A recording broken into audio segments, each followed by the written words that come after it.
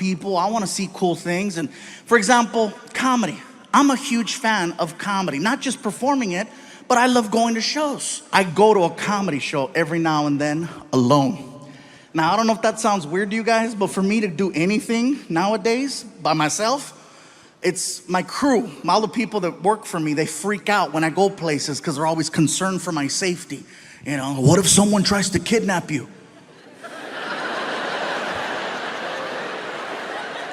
Well, they're gonna earn it.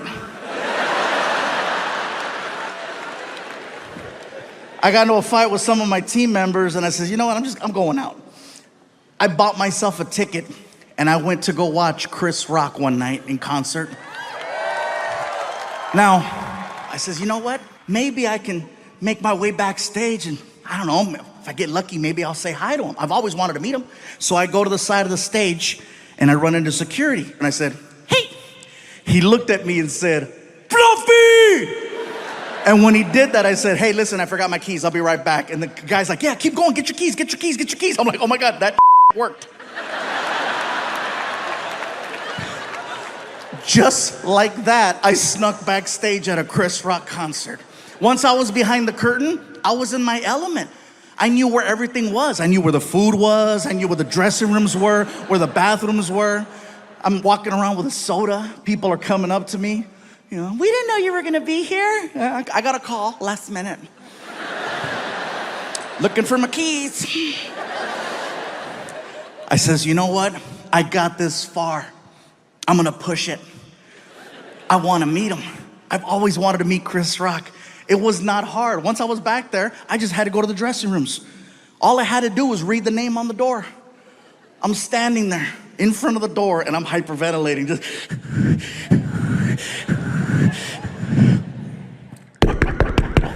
the door opens up and there's this man in there, this bodyguard who's just massive. I'm a big guy, but damn, dude was huge.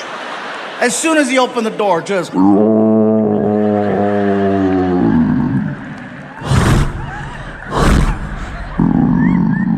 welcome to Jurassic. Big! Grandote! And I'm standing there and I'm like, hi. And he's like, can I help you? Yes, my name is Gabriel. I'm a comedian and I wanted to see if I could say hi to Chris Rock, if that's possible. You say you're a comedian? Yes.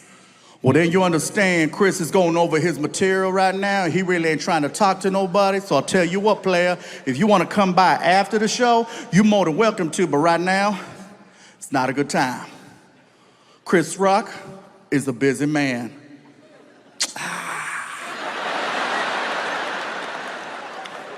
Can I wave? Excuse me? Can I wave? What you mean? Can I wave at Chris? I don't have to come in. Can I wave? Chris Rock is in the room.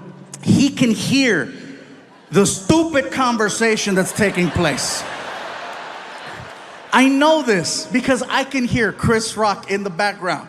What's going on? Who's at the door? Move out the way. Yo, Chris, I got this, man. I got this. Move! All right. And the guy stands to the side, and now I'm looking at Chris Rock. And he recognized me. And it freaked me out. Oh yeah, it freaked me out. He's like, look who it is. Look who it is.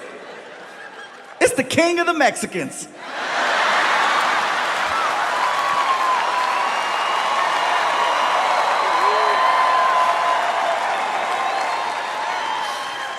And while I'm doing this, I get the most random phone call I have ever gotten. My publicist calls me up and she's like, Gabe, Snoop Dogg is looking for you. Excuse me? Snoop Dogg, you know, I know who Snoop Dogg is, but what do you mean he's looking for me? Well, he's looking for, is he looking for me or is he looking for me?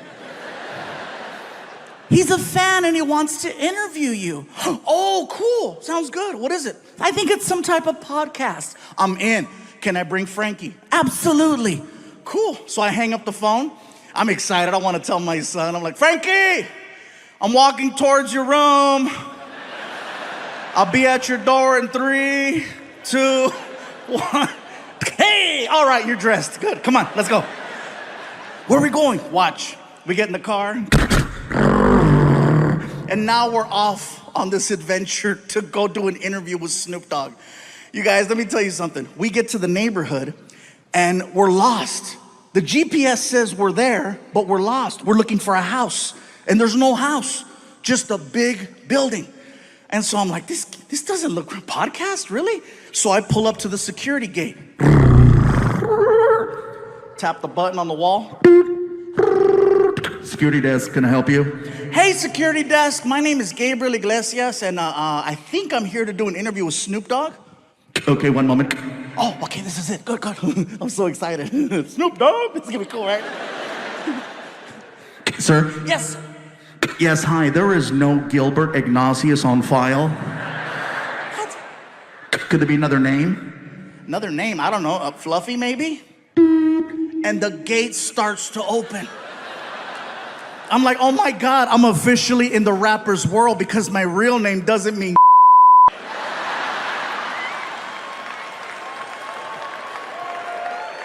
So we drive in. And we're passing all of these reserved parking spaces. Reserve. And we get to my space, which is basically an orange cone that has Fluffy handwritten on it. And a bunch of other names crossed off. So Frankie moves the cone, I park the car. We walk into the building. My publicist is waiting for me, right? And she's like, Gabe, you made it. Frankie, how are you? Listen, I just finished talking to Snoop. Wow. He is everything you think he is and just a little bit more. He is so sweet. I cannot believe he was charged with double murder. He told me to just walk you guys into the studio and he'll be right back. He said he had to go outside and get in the right headspace or something. Okay, cool. So she walks us into Snoop's studio. I'm thinking I'm there for a podcast. Come to find out, it's for a TV show. Snoop has a TV show where he interviews celebrities. Everyone in the room is waiting for Snoop to return. You can hear the small talk, you know.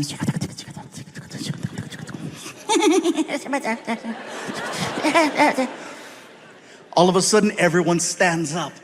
And I'm looking around like, what's going on? And I look at the door to see if Snoop's walking in, and I don't see him. And I could see my son. I don't realize it, but Snoop is entering the room through a different door. I don't realize it till like the last second. I'm like, what are you?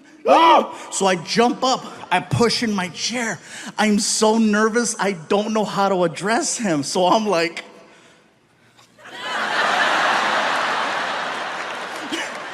I felt stupid. Snoop walks over to me and he's so cool, you guys. He's so cool. He walks over to me and he grabs my hand. He's really strong. He pulls me in and he says, yo, what it do, baby boo? How you feel?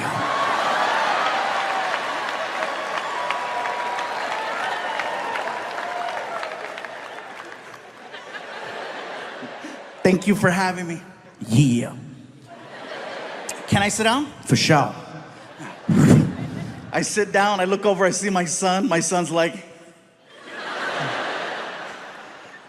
The difference between Snoop's show versus any other talk show I've ever done is that usually there's a person, like a producer or a director, who comes to you and gives you information, like how the show begins, topics you're gonna cover, how you go to commercial, how you come back from commercial.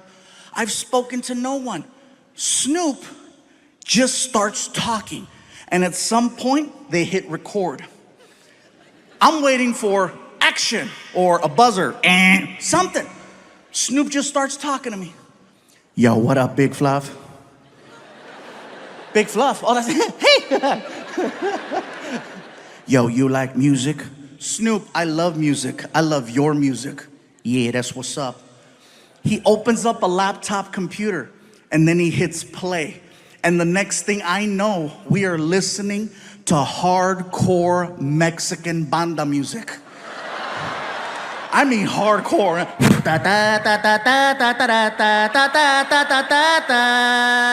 And you can hear gunshots in the song. ta ta ta ta ta ta, and then a cow. And the whole time Snoop is like, I love it when he go moo. What?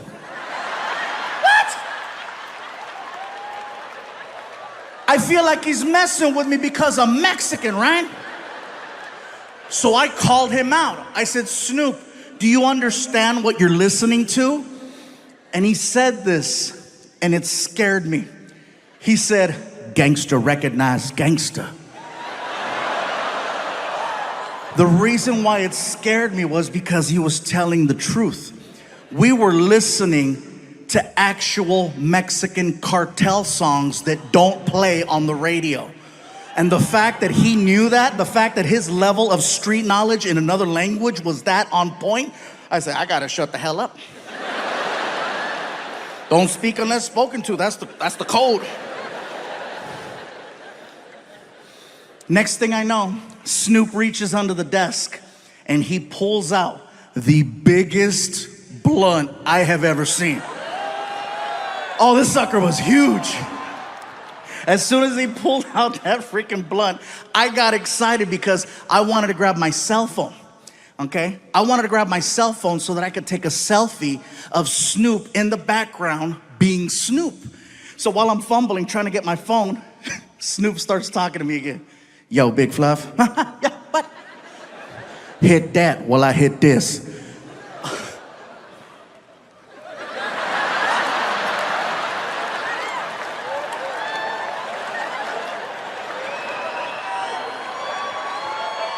The second I went like that, all of the cameras in the room, red light, red light, red light, red light, red light.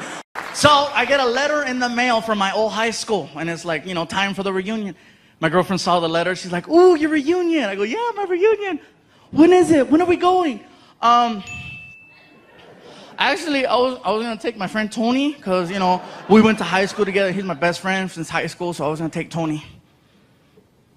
You're gonna take Tony instead of me. That's what's gonna happen, huh? You're gonna take Tony instead of me. Your girlfriend, you're gonna take Tony. No, it's okay. It's okay. You take Tony, okay? And I hope you have a great time. Oh, thanks. I knew you'd understand, baby. I love you. Don't ask too many questions, you know what I mean? So my buddy Tony and I, we go to a high school reunion. We get there early, too early.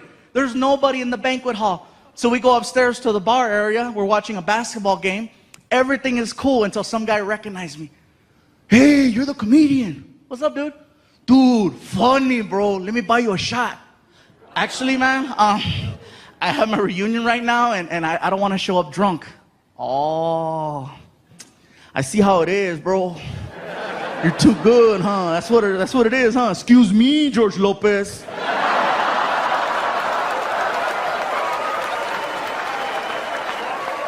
Let's do the stupid shot. All right, bartender shot. So he freaking makes a double. And we freaking cling, cling, and slammed it. I'm like, oh, thank you, man. Thank you. Let's do another one. Oh, hey, man, I'm okay. Thank you. See how it is, Paul Rodriguez? Let's do another shot. And he kept this pattern going. He must have had like 7 comedians behind his freaking wallet, you know? One after another. I got so drunk. I was that level of drunk where you can't even walk straight. You got to look at the ground to navigate, you know? You're just kind of... I get to the reunion. There's a lady at a table, and she's got stickers on the table that say, hello, my name is. And then with a Sharpie, you write your name. I was so drunk, I couldn't even write Gabriel.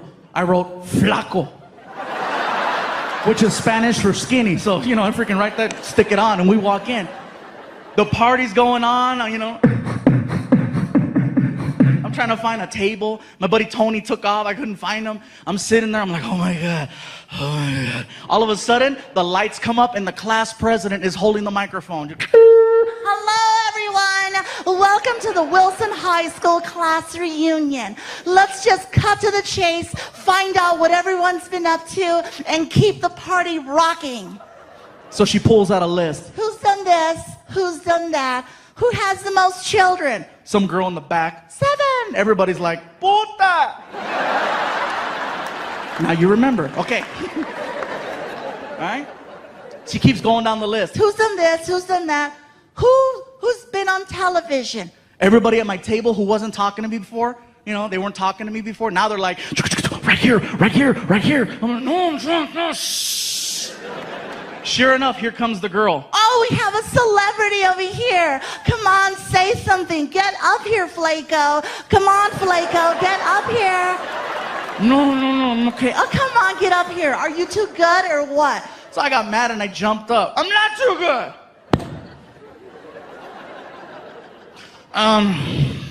Everybody, my name is Gabriel. Gabriel Iglesias.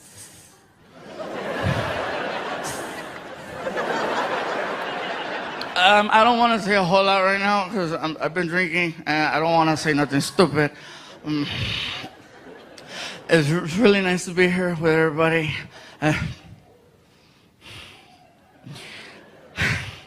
I see two girls here tonight. Two. Who, when I was in the 12th grade, I asked out to the prom.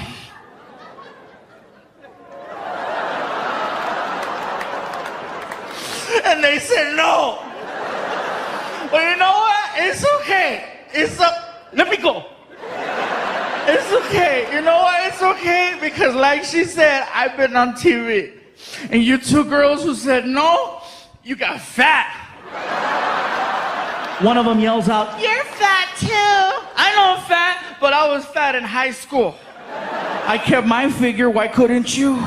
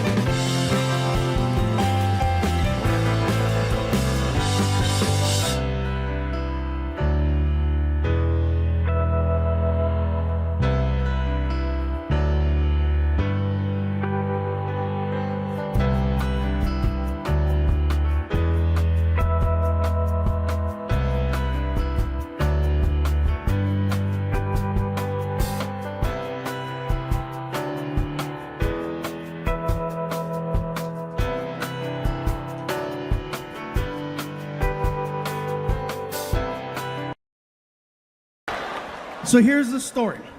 So I had done shows before, in Texas, and I had never done a show in San Antonio. So the original plan was we wanted to record a special in San Antonio for the new Netflix show, for the series. So we couldn't really travel too much. And remember, they kept telling us, stay in your bubble, stay in your COVID bubble. Don't forget to stay in your bubble. So in order to be as proactive and just careful, we all went out there together as a team, okay? And then we all basically said, we're gonna do a residency in San Antonio for 30 days. 30 shows in 30 days. And on the last day, we'll record a new special. This way it gives me a chance to start performing again because it'd been over a year since I touched the stage. And so we get there and they gave me the option. Do you wanna stay in a house or do you wanna stay in a hotel? And I said, well, I've never lived in Texas before, so let's see what a house feels like. So they got us like this fancy Airbnb, and basically, it was Martin, Alfred, my friend Rick, myself. It was like 4 of us. It was like the Mexican version of the real world, okay? So we're all in this big house together. Everyone gets their own room. And so, of course, I get the big room because it's me. And, look at me. No, yes. So I open up the door. I turn on the light. Click. And I'm like, this is a beautiful room. Wow, look how big it is. And then I notice there's a hole in the wall. And I said, that's weird. So I get really close to the wall. And when I got close, I realized it's not a hole, it's a big ass roach. And let me tell you, I am not exaggerating when I tell you that cuca was this big. That roach was this big. Now, I have used this unit of measure before to exaggerate. And let me tell you, I'm not exaggerating when I tell you that freaking cucaracha was this big. And I don't want you guys thinking, oh, what, you think you're too good for roaches? No! I grew up with roaches my whole life. My mom and I, we lived in apartment buildings, projects. We always had roaches, but they were different. First of all, they were this big. And California roaches are very different. Okay? For example, when you turn on the light, they scatter. In Texas, he chilled.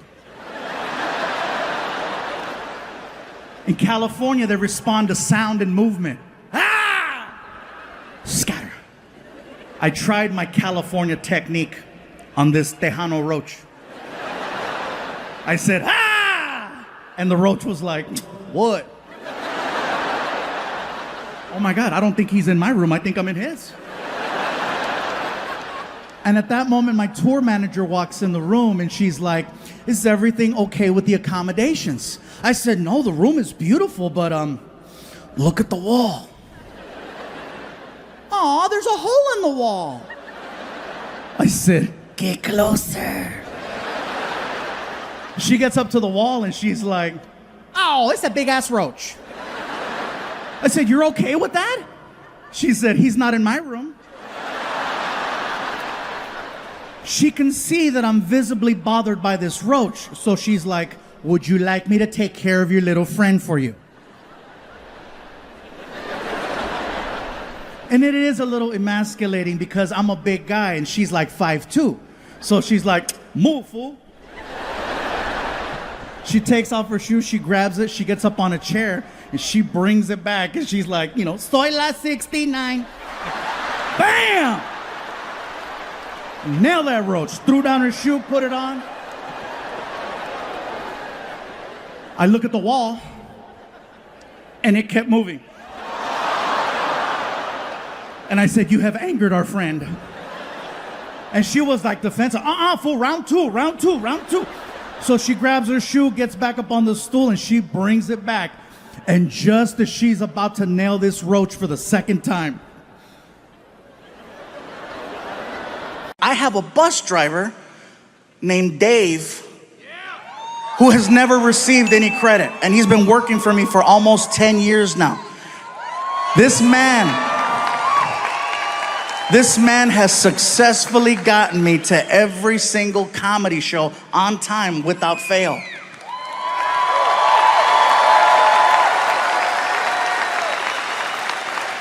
If I had to describe him to you, okay? Dave looks like the word America. Not America, America.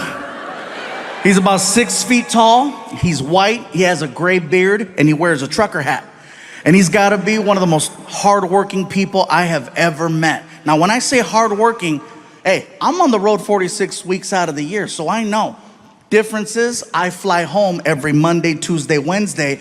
Dave stays on that bus, and he gets it to the next city where we meet him. He works anniversaries, holidays, special moments. Christmas time, I was with my family. Dave was driving that bus on the East Coast. New Year's, I was with my family. Dave was on the East Coast driving that bus. One of the hardest working people I've ever met. I just want to give him a shout out.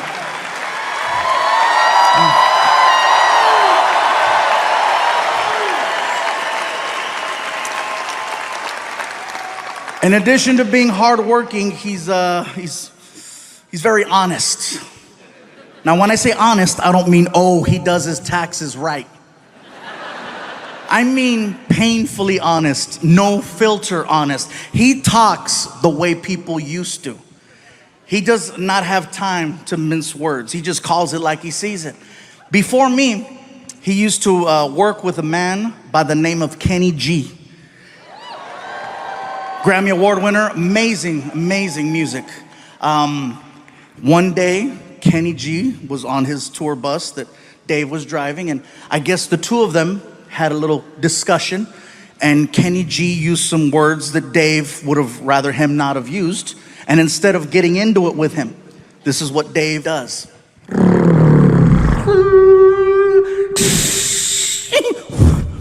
Kicked Kenny G off of his own bus. Because he would rather lose his job than lose his self-respect. And that's the man I work with. He's a bad dude. You guys are clapping, but you should have seen the interview. Oh man, it was a good one. He looks at me and he says, hey, let's get one thing straight. I don't give a shit who you are. You treat me right, I'll treat you right. You pay me on time, you'll live.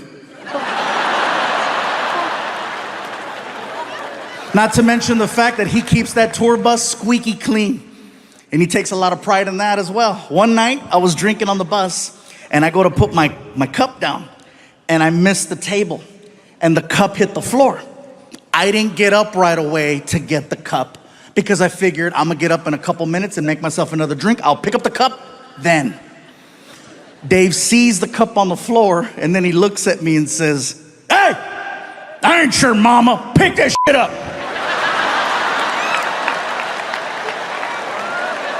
I get to the back of the bus and I'm like, wait a minute, I pay him. Hey, Dave, shut up. Yeah, I'll be in the back in my room. Thank you. Drive safe. And people tell me, you work with a man who talks that way to you? Why? Let me tell you why. Because he's honest. With Dave, you know exactly what you get. Nowadays, it is so hard for me to tell who's being genuine and who has an agenda. And with him, you know exactly where you stand. If he likes you, he loves you. And if not, you're on the curb with Kenny G. That being said, I have a story to share.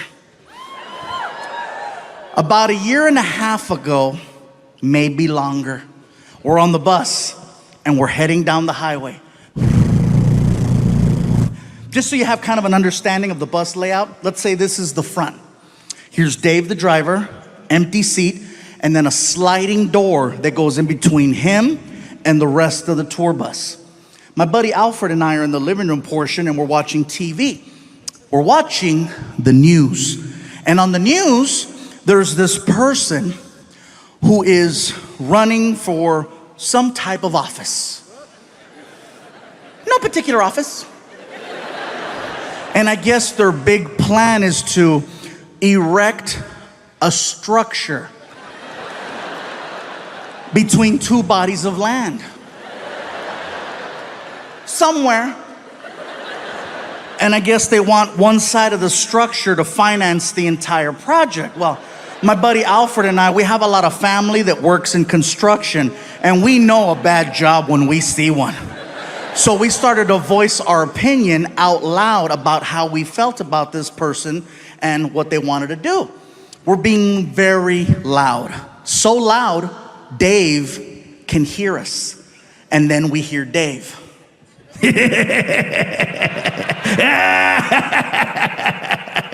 America. I yell out to Dave. I said, be quiet, Dave. This isn't about you. He taps a button on the dashboard that activates the sliding door. And when the door is about that far from closing, he yells out, I'm building a wall.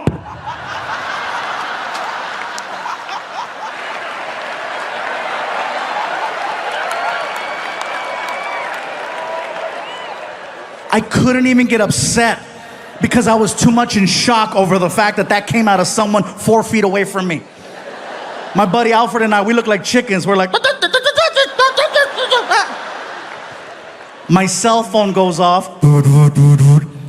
I take out my phone and there's a text message from Dave. And I said, that's right, he better say I'm sorry. He better say just kidding. I open up the text message and it says, and you're paying for it.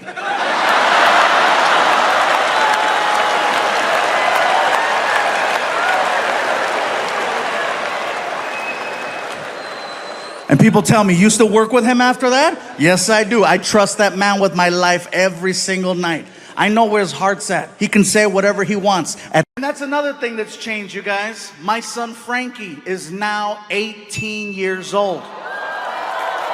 And 1 week away from graduation.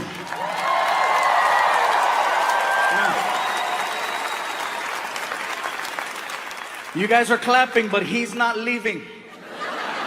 I've already asked him, I said, Frankie, what do you want to do with your life?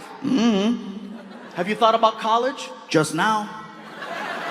I'm like, Frankie, you do realize that all you need to do is get accepted. I tell a lot of jokes. I will pay for your entire college education, no matter where you want to go. As long as you get accepted. What do you think about that? I say, you know, if you want to go to school in California, we'll make it happen. You want to go to school out of state, we'll make it happen. I said, hell, I'll even do one of those international programs. You know, the ones where you give them one of your children and then they give you one of their children? What is it called when you kid swap? Thank you, sorry. That's right, exchange. Some of you are like, that's called human trafficking. Different program. I would love to do an exchange program with my son, but don't give me a regular kid. If I'm gonna do an exchange program, give me a kid from like a hardcore third world country so that he appreciates all the basic things most American children take for granted.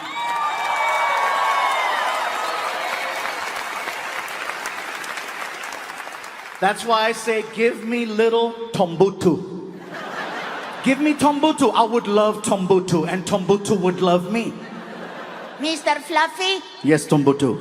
I was wondering, what time do we go to sleep? You go to sleep whenever you like. This is your room. We sleep next door. All of this is for Tombutu? Yes, all of this is for Tombutu. In my village, 2 families sleep in an area this big. Well, here in America, one big-ass Mexican kid sleeps right here. Enjoy. And then I would take him to like IHOP or Denny's and let him order whatever he wants and just watch him lose it. You know? This is the Thanksgiving I heard of. Thank you, Mr. Fluffy. Thank you. If there is anything Tombutu can do for you, please. I thought it would be great if I could tell an old story that was from years ago that never made it to a 1-hour special. And the cool part about this story is that it now has a different ending. The story is called The Gift Basket.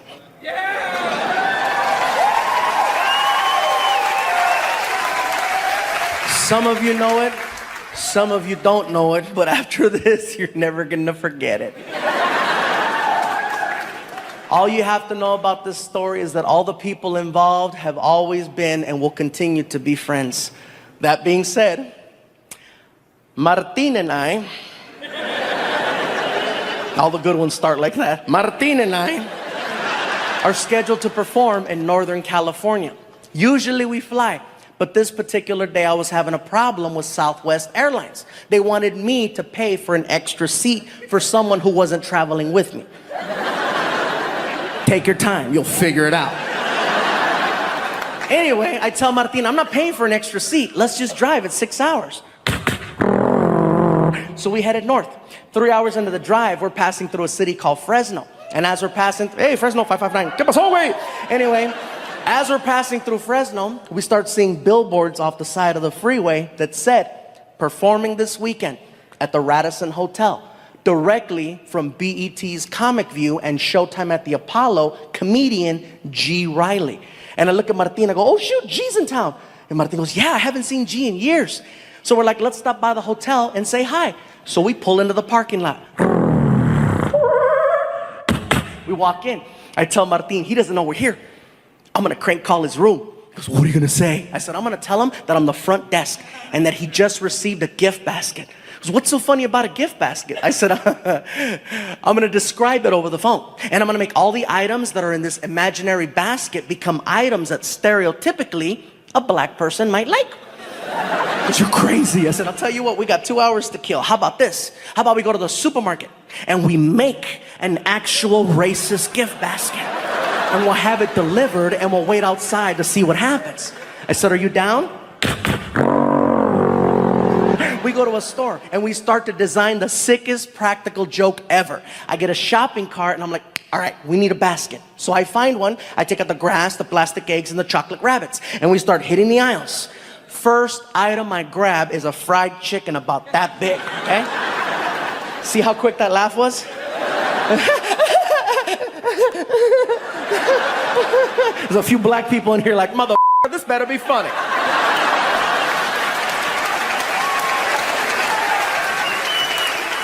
It's hysterical. Let me just finish the story and then you could judge me in the parking lot. So anyway, then Martin hands me a miniature watermelon and I put it next to the fried chicken.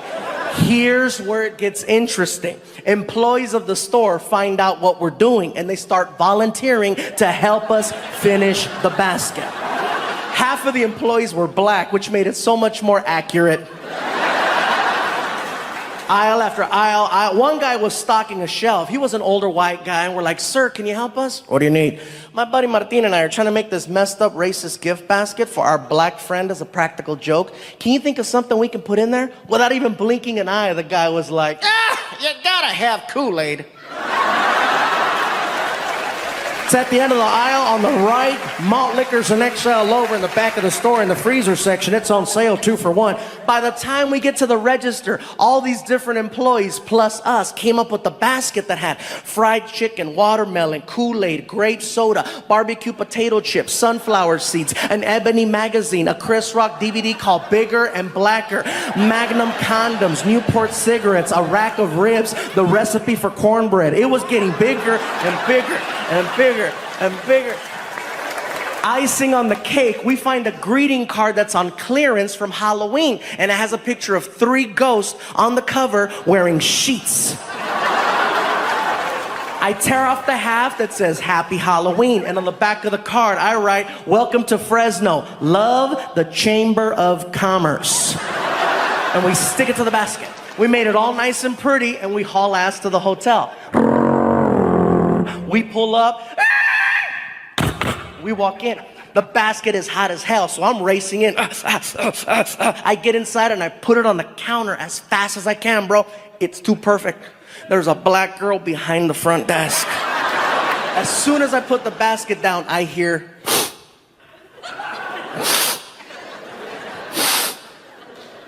is that chicken? Ooh, let me see, hold on. What is it?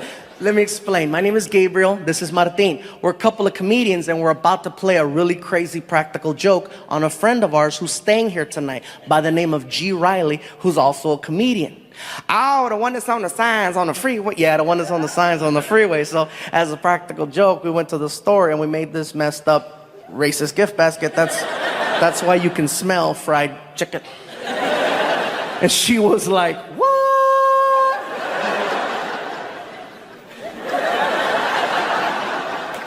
You need Jesus, that's what you need.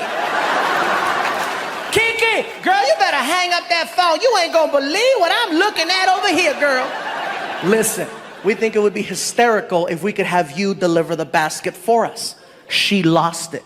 Oh, the hell you didn't. I know you didn't just ask me to take that to a black man. You are out your damn mind. Oh, Lord, give me the strength to not kill this big-ass Mexican over here, Lord.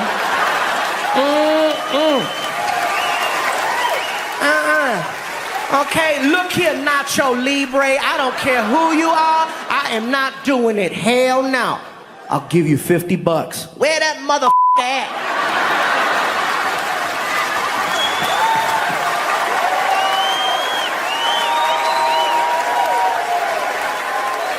We follow her to the hotel room. She knocks on the door. Martin and I hide by the elevator on the floor.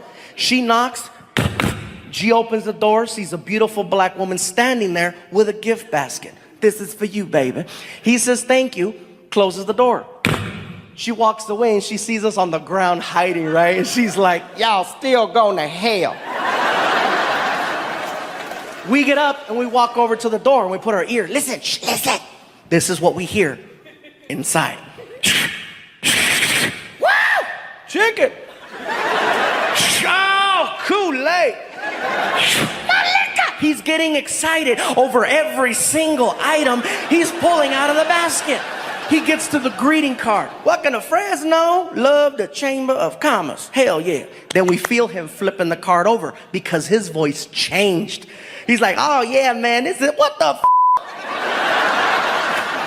Outside the door, we heard racist bastards. When we heard racist bastards, we lost it. Housekeeping is freaking out. ¿Qué está pasando allá? ¿Qué andan haciendo ustedes? Muchacho, ¿qué está pasando, gordito? ¿Qué andas haciendo? We're laughing, we're crying, we got boogers coming out. We can't take it anymore. We knock on the door. He yells, who is it? Too easy. Chamber of Commerce. He rushes the door. I put my finger on the peephole so he can't see who it is, right? The knob starts to jiggle, then the door explodes open and he's like, what? And he sees us and he's like, ah! What's up, G? Man, y'all give a brother a heart attack. Did you like your basket? Man, that was messed up. Did you like it? Man, I love all that shit.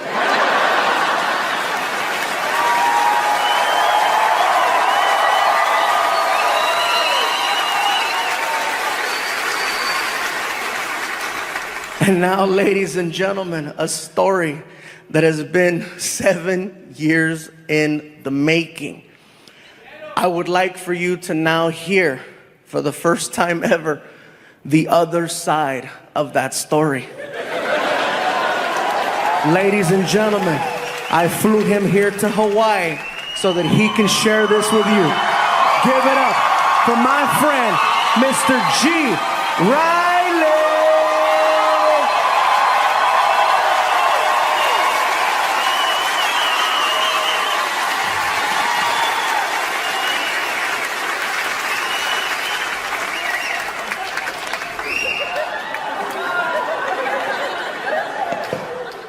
I gotta be honest, I didn't know it was racist. I thought it was lunch.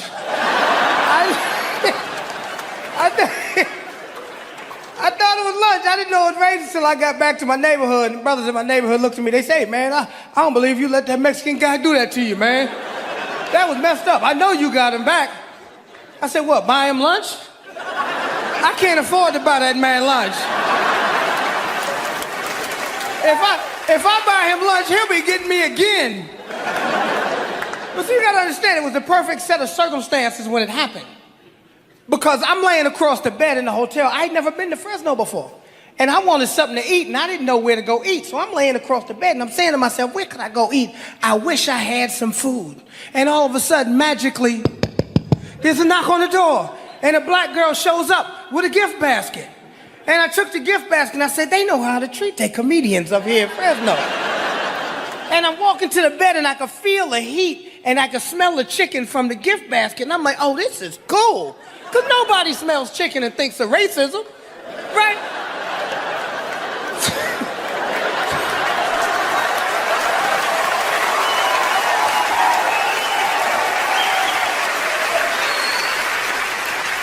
I see the watermelon. I'm like, oh, this is cool. They know how to treat a comedian up in here. I get to the card, and I look at the card, and I go, what the is going on? I said, oh, my God, I'm working for the Ku Klux Klan.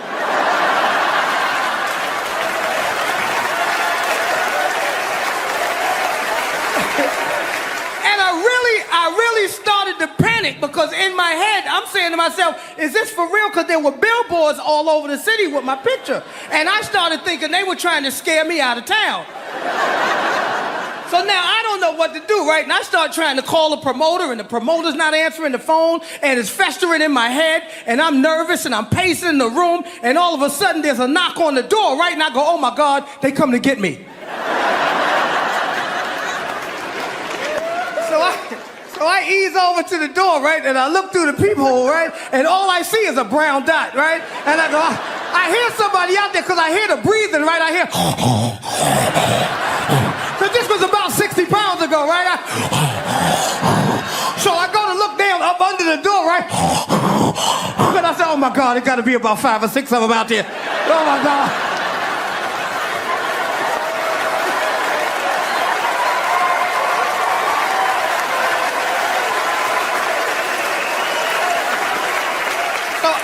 Like this. I figure, okay, you know what? If it's gonna happen, it's gonna happen.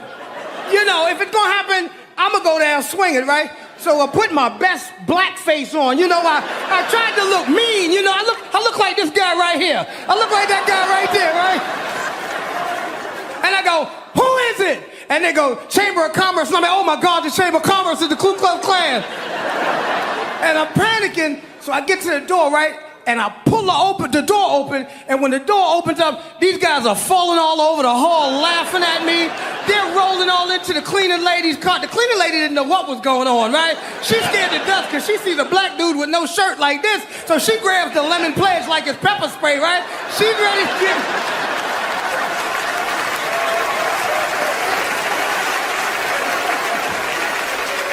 Everything, now that I realize it's a practical joke, everything calms down because I remember how hungry I was. I'm like, okay, cool. Practical joke, right? So I go in the bathroom to wash my hands. While I'm in the bathroom washing my hands, I hear a commotion in the other room, right? I go back in the other room. I've been starstruck many, many times. As a matter of fact, this past year, I got to meet one of my childhood heroes. I got to meet Arnold Schwarzenegger. Now, some of you are clapping, some of you are like, wait. Well, here's the thing. I didn't love him as a politician, and I was too young to know him as a bodybuilder. All I knew is the movie Terminator was my favorite movie, and he was the Terminator. So, here's the story. I'm in LA at this red carpet event for some movie that I still haven't seen. I'm standing there with my publicist, okay? I'm standing there with my publicist, and she's explaining to me how the red carpet works. Listen, Gabriel, this is what's gonna happen. You're gonna go down the red carpet, and then the paparazzi's gonna start taking photos of you, and then someone's gonna ask you some questions. It's a lot of fun. Then we'll go inside, and then we'll go to the after party. It's gonna be great. As she's telling me this, I'm looking around, and I look over, and I notice, I see him. I see Arnold Schwarzenegger, and I freak out.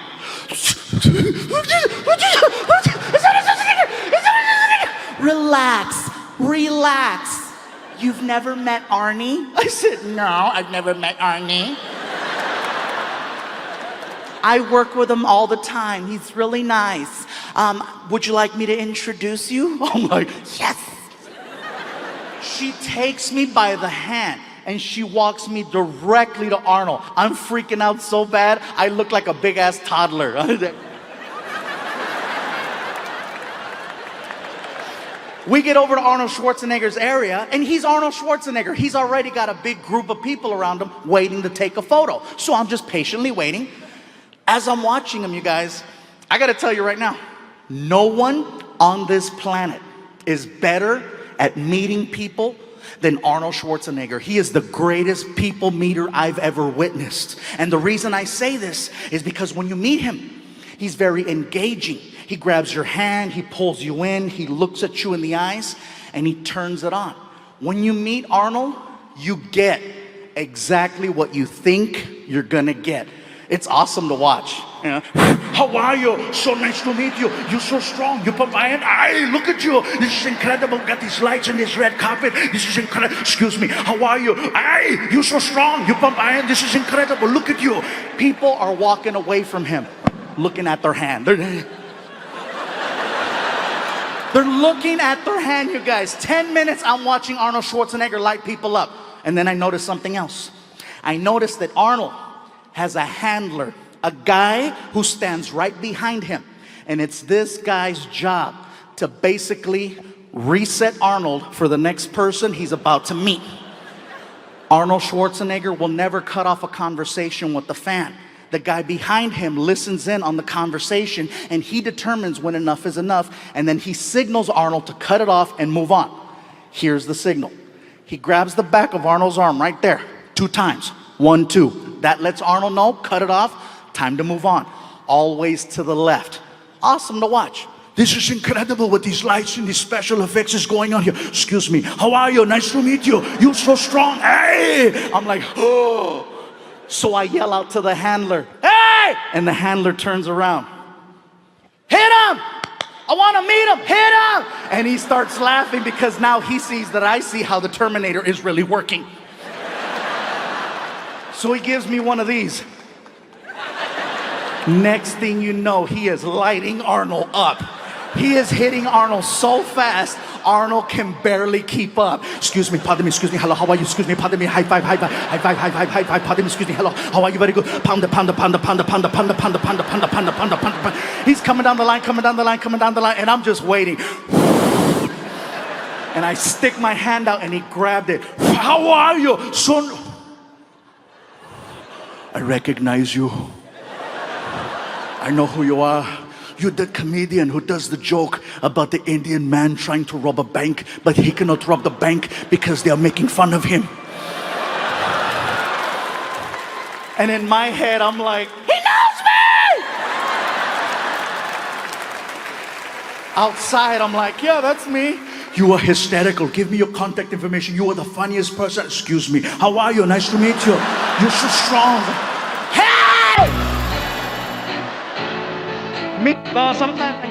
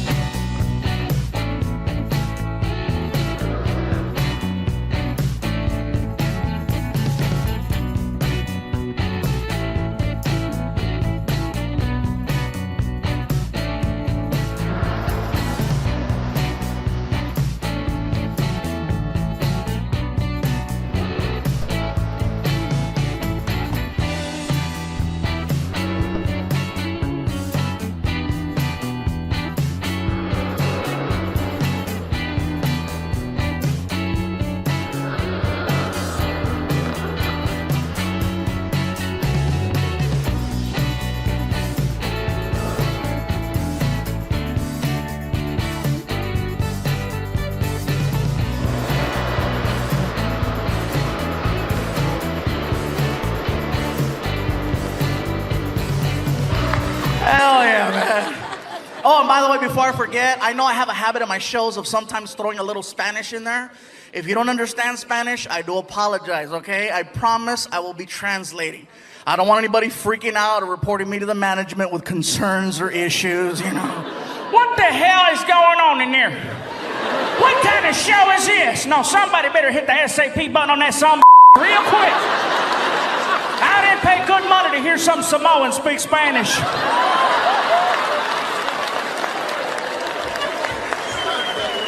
I'm not Samoan, I'm fluffy. I didn't know why the guy thought I was Samoan, you know? And I've had this happen a couple times where people go, are you Hawaiian?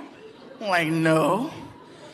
No, not just a shirt. I thought it was just a shirt, but no, how could it just be a shirt? Just because you wear a freaking sombrero, that doesn't make you Mexican. I see white people Cinco de Mayo wearing a sarape, walking a donkey with a sombrero. You don't look at him and go, hola, amigo. No, you're like, hey, Ted. Hi. You know, and he's walking around, hola, come on. Come on, stupid donkey. Donkey, come on. I don't get it, man. I'm just trying to do my thing. But it's funny, though. I didn't know why the guy thought I was Hawaiian until I actually went to Hawaii. I found out that Hawaiian people actually look like swollen Mexicans. They do. I got off the plane, I looked around, I was like, oh my God, my family! Even they were like, aloha brother, lo que le, malo malo. Orale.